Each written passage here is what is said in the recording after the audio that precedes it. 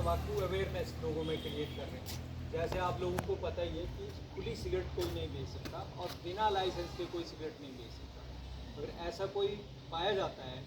तो उसको भारी जुर्माने का प्रावधान है, यानी कि बिना अगर लाइसेंस के कोई सिगरेट या तम्बाकू वगैरह बेचता है तो पहली बार उल्लंघन करने पे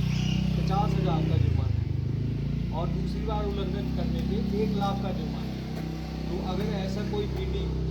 जो है बेचता हो तो उसको एक तो बोलना है कि लाइसेंस ले, और लाइसेंस देने वाली अथॉरिटी जो है वो है पंचायत सेक्रेटरी, जो गांव में देगा, और ईओ जो देगा वो म्यूनिसिपैलिटी एरिया में। तो ये जो है ये इन चीज़ों का ध्यान रखना है और जैसे बच्चों ने बड़े अच्छे तरीके से रखना है। जो सिविल का कोई अंग ऐसा नहीं है तो इससे प्रभावित है, सिर से लेकर नीचे तक, मतलब जो है यूरिनरी ब्लैडर तक सारी चीज़ें, और टांगों तक भी इसमें इन्वॉल्वमेंट होती है। उसमें भी एक जो हमारी नसें होती हैं वो पतली हो जाती हैं, उसकी दिक्कत आती है, यानी कि सिर में स्ट्रोक हो जाएगा, दिल में हार्ट अटैक हो जाएगा, है ना, और कैंसर हो जाएगा, लंग कैंसर, और जो है बाकी और तरह के कैंसर होने की संभावना बढ़ जाती है। तो जो तम्बाकू छुड़ाने के लिए और बड़े सारी तरीके हैं, तो उसमें हमारे जो डी एडिक्शन सेंटर होते हैं उनमें आना पड़ता है। तो तम्बाकू सब्स्टिट्यूशन थेरेपी भी होती है, और लोगों को एक तो सबसे पहले जो करना होता है कि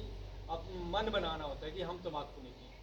तो आपने भी जो होता है बोलते हैं, जो बच्चे जो होते हैं यानी कि आपकी उम्र के लोग, वो सबसे ज़्यादा प्रभावशाली ढंग से लोगों को बता सकते हैं, और वो जो है कि अपनी आगे वाले लोगों को भी रोक सकते हैं और पीछे वाले लोगों को एक हिदायत दे सकते हैं कि तम्बाकू नहीं पीना है या तम्बाकू का सेवन किसी भी रूप में नहीं करना।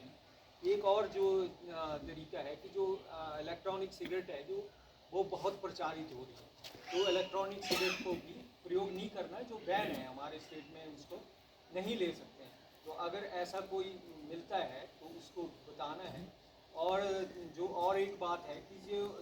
तम्बाकू मुक्त एरिया होते हैं वहाँ भी सिगरेट या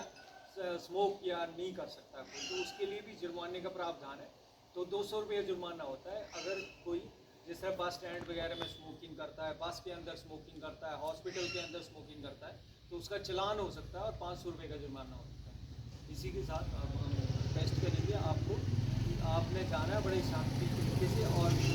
नारे लगाने हैं जिससे कि लोगों में अवेयरनेस